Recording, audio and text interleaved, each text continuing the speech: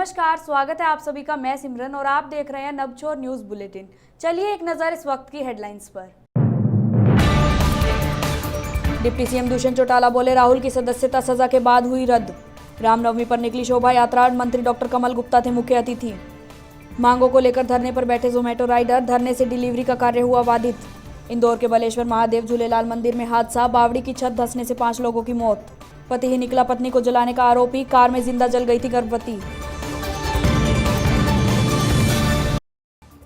हरियाणा के उप मुख्यमंत्री दुष्यंत चौटाला ने कहा कि कांग्रेस नेता राहुल गांधी की संसद की सदस्यता सूरत कोर्ट की सजा के बाद रद्द हुई।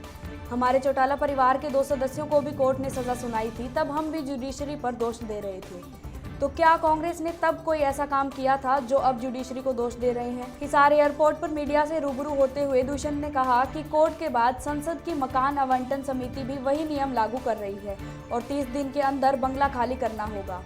हमने भी किए और करेंगे जब पदों पर नहीं रहेंगे। यह तो एक प्रक्रिया है। दुष्यंत ने कहा कि हर पार्टी चुनाव के लिए तैयार होती है, हम भी तैयार हैं। हमने विकास कार्य करवाए हैं, चाहे कोई कुछ भी कहे, सारे काम तो भगवान भी नहीं करते।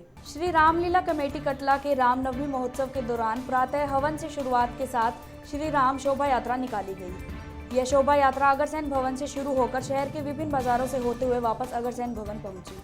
शोभा यात्रा के दौरान शहरी स्थानीय निकाय मंत्री डॉक्टर कमल गुप्ता मुख्य अतिथि थे। बता दें कि अग्रसेन भवन में 8 दिन तक ओडिशा के कथा व्यास महंत चिन्मय दास महाराज ने श्री राम कथा के माध्यम से श्रद्धालुओं को श्री राम की लीलाओं से रूबरू करवाया था।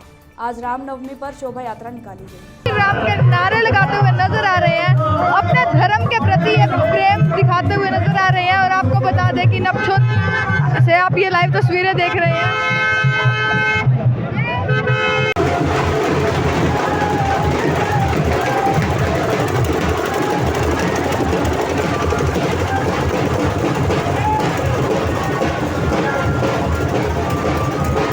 हिसार में अपनी मांगों को लेकर जोमेटो राइडर्स ने धरना दिया। हिसार के लगभग 200 से 300 जोमेटो राइडर धरने पर बैठे, जिससे डिलीवरी का कार्य बाधित हुआ।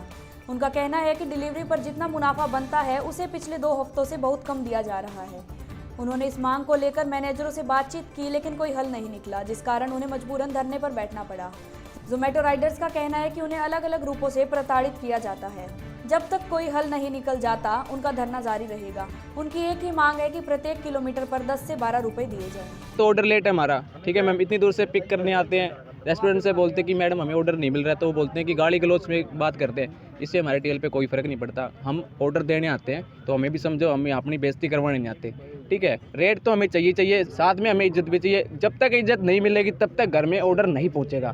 जोमेटो एकता जिंदाबाद, जोमेटो एकता जिंदाबाद। चलिए अब वक्त हो चला है आज के क्विज कॉन्टेस्ट का। आज का सवाल है, रामनवमी पर 101 कन्याओं का पूजन किन अधिकारियों ने किया? आप सही जवाब स्क्रीन पर दिए गए व्हाट्सएप नंबर पर भेजिए। 3 लकी विजेताओं को मिलेगा गिफ्ट हैम्पर। लेकिन याद रहे, नवछोर सांध्य दैनिक के सालाना मेंबर ही इस क्विज में हिस्सा ले सकते हैं। कल पूछे गए सवाल के विजेताओं के नाम है मनोज, जिन्होंने द फिरंगी इट्स की तरफ से जीता है गिफ्ट हैम्पर, दीपा, जिन्होंने फन स्ट्रीट की तरफ से जीता है गिफ्ट हैम्पर, और सुबीर चंद्र, जिन्होंने अनुग्रह मोबाइल की तरफ से जीता है गिफ्ट हैम्पर। नवछोर परिवार की तरफ से इन सभी विजेताओं को बहुत बहुत बधाई। इंदौर के बेलेश्वर महादेव झूलेलाल मंदिर में रामनवमी पर बड़ा हादसा हो गया। बावड़ी की छत धंसने से 5 लोगों की मौत हो गई। मृतकों में एक बच्चा भी शामिल है। लगभग 40 फीट गहरी बावड़ी में करीब 25 लोग गिर गए थे। पुलिस ने रस्सियों से 18 लोगों को बाहर निकाल लिया। बताया जा रहा है कि बावड़ी में 4 से 5 फीट पानी है। स्नेहनगर में हवन के दौरान ये हादसा हुआ। 25 से ज्यादा लोग बावड़ी की छत पर बैठे थे, तभी ज्यादा वजन होने की वजह से उसकी छत टूट गई और लोग नीचे गिर गए। बता दें कि यह मंदिर करीब 60 साल पुराना है। यहाँ कन्या पूजन का कार्यक्रम था, इसलिए मंदिर में भीड़ ज्यादा थी। प्रधानमंत्री नरेंद्र मोदी ने ट्वीट कर कहा कि इंदौर में हुए हादसे से बेहद आहत हूँ। वहीं रक्षा मंत्री राजनाथ सिंह ने भी ट्वीट कर दुख जताया। जींद में एक व्यक्ति ने चरित्र शक के चलते पत्नी को कार में जिंदा जला दिया। ये वारदात 17 मार्च को नेशनल हाईवे पर हुई थी, लेकिन इसका खुलासा अब हुआ है। उसने मृतका के पति को हत्या के आरोप में गिरफ्तार किया है। गांव सिवाय निवासी पति जितेंद्र और पत्नी सीमा दोनों एक दूसरे पर चरित्र पर शक करते थे। इसी साजिश के तहत पति ने पत्नी को कार में जिंदा जला दिया था। इसे हादसे का रूप दिया गया था। दोनों सालासर दर्शन करने गए थे। सिवा गांव निवासी जितेंद्र की गर्भवती पत्नी सीमा की कार में जिंदा जलकर मौत हो गई थी।